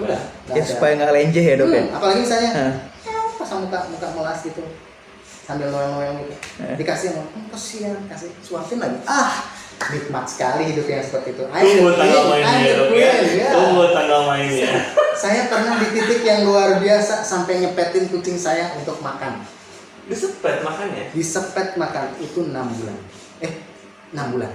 Saya nyepet makan. Saya perlu waktu untuk kasih makan kucing itu paling enggak awal-awal itu 1,5 jam untuk kasih makan kucing yang satu itu doang, baru punya kucing satu. Lalu lama-kelamaan semakin expert kan untuk ngasih makannya, 1/2 jam selesai. Tapi tetap kan waktunya 1/2 jam. Iya, takes time banget. Iya. Terus begitu dia hamil dan mau melahirkan waktu itu, dia ngerasa perlu tenaga waktu itu. Dia makan sendiri, udah saya buang semua. No way, saya tidak akan kembali ke jalan yang ini. Jangan sesat. Si sesat ini. Selama dia kucingnya adalah sehat-sehat aja, selama kucingnya tidak ada masalah sama gigi ataupun mulut, dia semestinya bisa melakukan hal itu secara normal. Gitu. Tapi kalau kitanya menyukai hal itu ya, spoiling mereka itu membuat kita adalah salah satu bentuk kasih sayang dan apa ya, rasa menyenangkan buat kita. Dan Kan happy melakukannya. ada rasa kepuasan tersendiri untuk lakuin itu, ya monggo. Tapi ingat, jangan coba-coba tinggalin kucingnya untuk berlibur, untuk jangka waktu lama. Gue banget. Tuh kucing nggak akan makan nanti. Tuh lama ini. Nggak, maksudnya Stres ownernya nggak ada. Yang pertama itu sudah buat dia shocking. Yes. Perlakuan yang berbeda itu juga buat dia shocking. Bergabung sama kucing-kucing lain yang dia tidak kenal itu juga shocking. Nah, biasakan kalau misalnya kayak gitu ya paling enggak manja boleh, tapi jangan sampai merugikan diri sendiri sampai nggak bisa liburan. Oke. Jangan sampai kucing mau liburan jadi intinya mah. Enggak juga lah. Oke. Denny ada pesan-pesan buat para cat lovers? Balik lagi sih tadi ke sistem dan konsep rescuer itu, jadi kita juga harus benar-benar apa ya, menakar sendiri kemampuan sendiri untuk merescue itu mau seperti apa, apakah mau full rescue ataukah cuma ngasih feeding aja, ngasih home sesaat dan nanti bisa di open adopt lagi atau seperti apa. Jadi ya kasihan sih sebenarnya gitu kan, apapun kucing atau anjing. Jadi kalau misalnya ada sesuatu yang bikin kamu tiba di tengah jalan, pikirin dulu ke depannya seperti apa. Kalau memang itu menyusahkan kita, mendingan hold on. Iya. Untuk lakukan yang bisa kita lakukan aja. Betul, lakukan seperti yang bisa kita lakukan. Itu aja sih. Oke, kalau dari saya nih Sobat Aloha, mungkin lebih ke tadi ya dalam hal sakit, terus mengobati dan segala macam. Saya pribadi sebenarnya agak-agak kesel sebenarnya, banyak melihat postingan orang masih sempet di grup sosial media videoin kucingnya udah hampir sekarat atau udah terengah-engah. Ini kucing saya kenapa ya, ada yang pernah ngalamin nggak? Share dong. Kalau saya pribadi, lu masih tega ya nyuting pakai video 1-2 menit, kondisiin ngeliatin kucing lu seperti apa dan masih nunggu orang untuk komen sejam 2 jam sebelum nolong. Itu jujur gue pribadi sampai live beberapa grup karena nggak tega ngeliat seperti itu. Banyak gitu loh. postingan-postingan seperti itu lah ya. Iya, kadang udah mau kita, kucing itu nggak bisa ngomong ya, anjing pun seperti itu. Mereka nggak bisa ngomong, mereka nggak bisa kasih tahu rasa sakitnya seperti apa. Dan lu masih videoin 1-2 menit, masih nanya lagi posting ke orang. Ada yang pernah ngalamin nggak? Share dong gimana caranya. Please lah, kasihan lo gitu loh. Tidak berperi binatang. Iya, bawalah ke vet gitu, karena tadi seperti yang kita bilang, banyak kok dokter hewan yang masih mengutamakan sisi apa ya, sisi kebinatangan, sisi keselamatan si hewan itu sendiri instead of materi atau bisnis gitu loh. Masih banyak orang-orang yang lebih memikirkan nyawa makhluk tersebut dibanding sama masalah mungkin bayar atau biaya dan segala macam. Salah satunya. Iya, jadi kalau terlihat sakit atau apa cepatlah dibawa ke pihak yang memang sudah expert mengenai hal tersebut. Jangan ditelantarkan istilahnya. Yang belajar untuk itu. Dan belajar untuk itu. Belajar kan? Iya. Dari Ikra? Nggak ada sih kak. Nggak ada. Dari dokter dok mungkin? Ya Himbauan? satu aja sih paling ya. Punya hewan peliharaan atau punya pet, itu begitu kita punya pet maka ada yang namanya pet owner responsibility yang nempel sama kita. Komit ya? Harus komit. Jadi pikirin itu dulu ya sebelum kita untuk pelihara pet. Karena udah kita nih ngobrolin yang cuma waktu yang terbatas ini aja kita sudah sepanjang itu ya kita ngobrol. Iya, dan berat loh itu. Berat banget. Kita nggak nyangka bakal seperti ini ya, Lalu itu tadi cuma mau nyecer doang, ternyata kita di educate balik gitu kan sama dokter kamu. Kita ini kecil. Iya, educate balik iya loh. Perasaan biasanya interviewnya rajin nih. Saya jarang kasih pertanyaan barusan. Begitulah jadinya kan, kita dapat ilmu baru jadinya dari dokter Kamal sendiri. Iya. Ya, jangan lupa itu ya. Pet owner responsibility itu melekat pada diri kita. Pokoknya lihat lagi lah nanti apa namanya animal welfare itu yang hunger, yang freedom itu, animal freedomnya itu apa aja gitu ya. nanti biar nggak salah kita niatnya membantu atau niatnya kita baik tapi cara melakukannya salah, kan yang kelihatan salahnya kan sih. Iya. Dan salahnya, yang kelihatan salahnya itu akan menimbulkan hujatan. Betul. Dari sosial. Saat ini ya, kondisi saat ini ya. Itu yang paling berat itu, hujatan dari sosial itu. Dan jangan lupa free of charge konsul dengan dokter kamu. Jadi kalau ada kucingnya gimana-gimana, pura-pura konsul aja.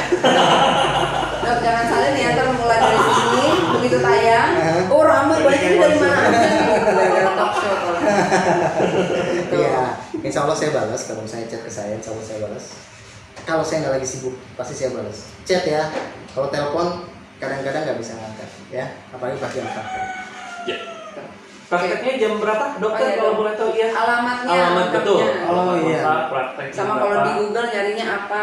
Oke, kalau saya di Monang nih, di Gunung Bromo 11A, nomor 4 atau nomor 20. Tapi kalau sudah masuk di Monang di Gunung Bromo 11, tanya aja dokter hewan ataupun dokter Kamal, pada tahu kok tetangga. Oke. Nah, Banyak yang nanya. Terus kalau buka, saya Senin sampai Jumat saya buka jam 7 malam ya. Semenjak Covid kemarin, Senin sampai Jumat saya buka jam 7 malam.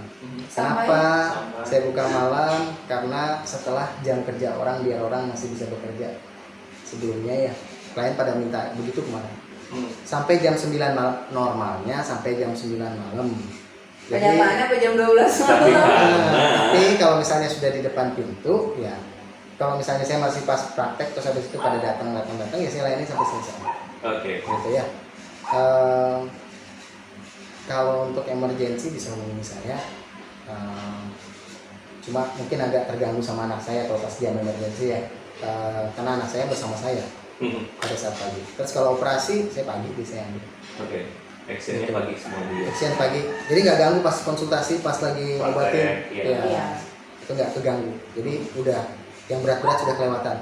Bayangin aja kalau operasi misalnya setengah jam, nunggu setengah jam itu kesian. Iya. Belum lagi antriannya sepanjang itu kan kesian lagi. Dari sini aja ketahuan gitu kan, dia punya schedule untuk Ada. mengorganize segala sesuatunya gitu kan. Sama ini dok, di sini dokter ada apa aja, ada ruang perawatan, terus Iya. ruang operasi, terus apa lagi? Ya ada untuk rawat inap ya virus sama non virus beda ya. Virus beda, non virus beda. Terus sama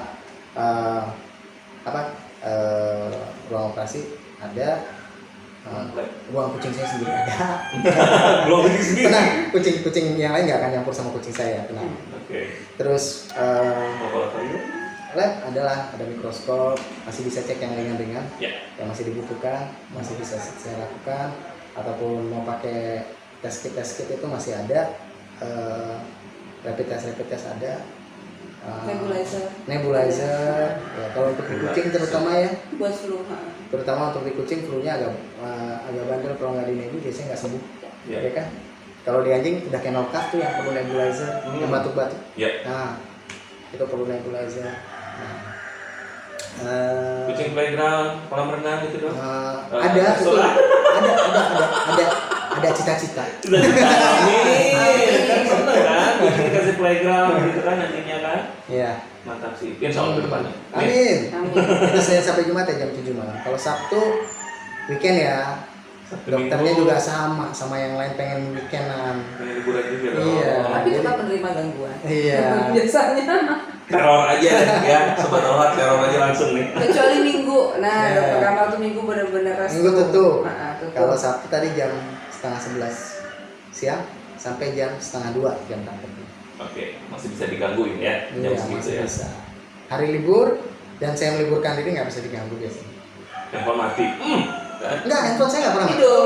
Handphone saya tidak pernah mati, tapi saya nggak bisa bantu untuk praktek melihat langsung ataupun ini nggak bisa. Oke. Paling saya bisa bantu apa saran ini dulu. Atau kalau misalnya menurut saya tidak memungkinkan untuk dibantu bawa ke dokter lagi. Mohon maaf sekali, saya nggak bisa bantu. Setidaknya masih Iya. bisa Dan memberikan biasanya solusi. dokter kalau bisa lagi nggak praktek ataupun lagi buka atau ada perubahan jadwal akan update di status WhatsApp. Ya, status WhatsApp. Ingatkan saya dok, tolong di save nomor saya ya.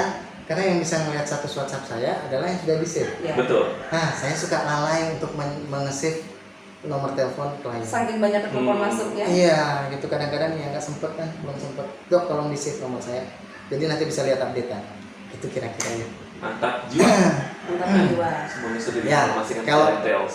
kalau misalnya nggak mau ngantri, nggak mau terlalu lama menunggu, datang lebih awal, kurang dari jam 7 datang ke sini atau jam 9, menjelang jam 9 datang ke sini pas saya nggak terlalu ini, gitu. Dan biasanya dokter Kamal ini antriannya suka Banyak. itu dia makanya kadang-kadang. Tuh, makanya kita harus benar-benar tahu timingnya untuk datang ke sini biar lebih cepat gitu. Tapi kalau pengen bersosialisasi sama cat lover yang lain, datang pas peak time juga nggak masalah. Kan bisa kenal sama teman-teman yang lain. Ngobrol, bisa sharing, bisa tukar-tukar pengalaman. Kenapa saya bikin desain klinik yang seperti ini? Biar orang bisa ruang tunggunya tuh agak melebar keliling sama ruangan, jadi biar kayak meja diskusi. Jadi klien yang satu ini kucingnya lagi di tangannya, dia bisa ngeliat, oh sakit apa, nanti mulai ngobrol lah, mulai diskusi. Biasa Nah, sengaja konsep kayak begitu. Kayak ibu-ibu lagi bawa anak kan, terus anaknya orang tua pada ngobrol, anaknya sakit apa kan kayak begitu, sama aja. Gitu, pasti tanganin, itu dia kan, ini nebu, gitu. Kan klien yang lain akan memberi informasi, ini nebu, gini. Jadi ya bisa temenan juga sama-sama klien yang lain. Saya berusaha untuk memperlakukan klien-klien saya itu seperti teman. Paling enggak lah seperti teman. Dari silaturahmi juga. Seperti teman, syukur-syukur bisa jadi keluarga. Orang baru. Betul. Dari jodoh bisa sini tuh nanti. Bisa buat yang belum punya jodoh. Tapi saya Mungkin buat kucing atau buat ownernya juga bisa. Nah, kan ikrar jodoh. Iya Kan kan? Ikram mau mulai melihara kucing nih. Kali ini mau Kali dapat yang nanti punya kucing. kawin silang gitu kan. Sama kucing ya. Kawin silang kucing ya kan. Gitu. Dah. Sudah. Jadi itu ya Sobat Aloha, pembahasan kita di episode hari ini mengenai kucing, anjing kucing. juga tadi juga Pers, ya, dan singa dan harimau. Iya. Dari nenek sampai cucu. Mbak Oke. juga tadi disebutin ya. Ya, jadi makasih banget ya Dokter Kamal Sama-sama. udah Banyak dokter. mengedukasi, berbagi informasi sama kita. Semoga bermanfaat. Semoga bermanfaat dan Pasti. semoga makin banyak dijalankan oleh orang-orang yang Amin. mendengar Iya. gitu ya, dan mengetahui supaya kedepannya jauh lebih baik lagi. Iya, Betul. benar-benar jadi cat lover lah ya, real cat lover ya. Itu jangan hanya Atau nggak pet sekedar lovers yang benar-benar Iya. sesuai dengan Pet lover. protokol. Betul. Iya. Dokter Kamal tadi. Oke. Oke, jangan lupa di subscribe dan follow Aloha Channel, oke, di Instagram dan di YouTube-nya. Oke, akhir kata kita dari Aloha Squad pamit dan Ciao. bye.